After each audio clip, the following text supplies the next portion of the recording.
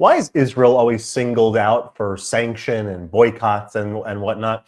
Check out this clip right over here with a secular Israeli who comes to his city council in Akron, Ohio. And he asks this question. He says, "You're here talking about sanctions and boycotts and all sorts of stuff. What about every other thing going on in the world right now and all the other real atrocities that are taking place? Why aren't you talking about any of them? How come they're not also, if anything, being discussed for sanction and boycott?" So check out this clip. This was recorded recently. And before you do, hit that subscribe button over there in the corner. We'd love to stay in touch. Check this out.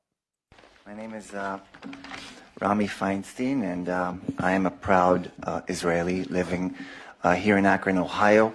I understand that some people have been coming here and urging you to boycott my country. First, I want to assure you that no one in Israel is having a discussion whether to boycott Summit County, Ohio, or any other county for that matter.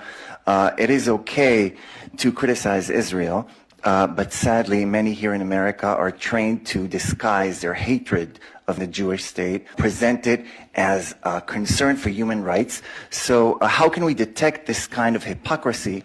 Let's ask some questions. First of all, is Israel the only country that you want to boycott? Is the rest of the world perfect? Russia, Iran, Syria, Yemen. If Israel is the only country singled out, perhaps this isn't about human rights. This is about hatred for the Jewish state.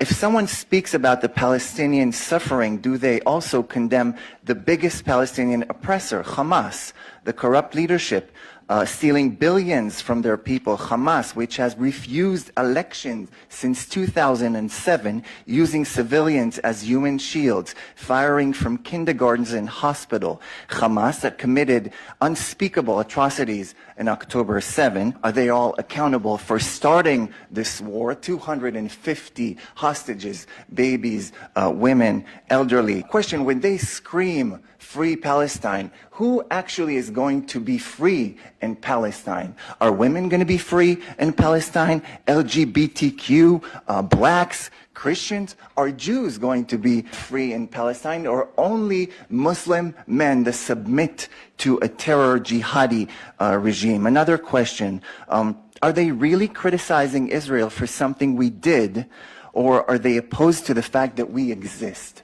living and breathing and speaking Hebrew in our ancestral land? There are 57 Muslim countries, 22 Arab countries, and only one Jewish state, and they call this colonialism. How stupid do you think we are? They call Gaza an open prison, but do they ask you to boycott Egypt, that also has a border with Gaza? Why not also hold Palestinian leadership accountable for decades of rejecting peace and fueling violence and terror? It was never about coexistence for them. They want to erase and replace Israel, and they say that out loud. We only need to listen, and we need to listen here in Akron, Ohio, because the Imam is giving speeches in Kent University praising October 7, and we know that words like these can lead towards violence against Jews here in Akron, Ohio. So if you call for the boycott of Israel, let me be clear. We see you for the hypocrites that you are. Jews are now defending themselves in this world, and Jews are fighting back, and you need to get used to it. Thank you so much. Yes, this is true. Even though people tend to couch their ideas as supporting humanitarian causes, Israel is time and again the only one that's brought up for sanction and boycott. What about Iran? What about Russia? What about Syria? What about all the other places around the world where all of this stuff is going on in much, much worse ways? How is it that Israel is always not only the one, it's the only one? Right? Forget about being included, but it's the only one that there's ever any call for boycott and sanction. Why is that? I wonder what the cause might be. I don't know. It's a mystery. If you like this content overall, hit that subscribe button over there in the corner. We'd love to stay in touch. Take care.